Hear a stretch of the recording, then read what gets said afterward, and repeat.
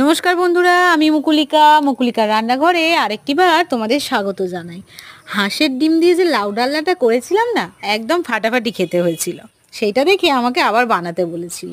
তবে আজ হাঁসের ডিম দিয়ে লাউ ডালনা নয়, পাবদা মাছের সর্ষে বাটা দিয়ে সহজ একটা ঝোলের রেসিপি দেখাচ্ছি। দেখো, মাছগুলোকে কেটে ধুয়ে নুন হলুদ মাখিয়ে ভালো করে ভেজে নিয়েছি। সেই তেলের মধ্যেই দিয়ে দিয়েছি কালো জিরে, কাঁচা লঙ্কা, পেঁয়াজ, টমেটো। ওর মধ্যে দিয়েছি সামান্য হলুদ গুঁড়ো, সামান্য নুন, নাড়াচাড়া করে জল ঢেলে দিয়েছি। আর এখানে কিন্তু আমি আগে ঝোলটা ফুটে উঠলে মাছগুলোকে দিয়ে দিয়েছি। আর তারপরে শেষে 1 চামচ সর্ষে পোস্ত আর 2টো কাঁচা লঙ্কা বেটে উপর থেকে ছড়িয়ে দিয়েছি। এইবারে ভালো মতন ফুটে গেলেই কিন্তু আমার তরকারিটা রেডি হয়ে যাবে। আর আমি এখানে শেষে কিছু ধনেপাতা ইউজ করেছিলাম, উপর থেকে ছড়িয়ে দিয়েছি। এই হলো আমার আজকের রান্না।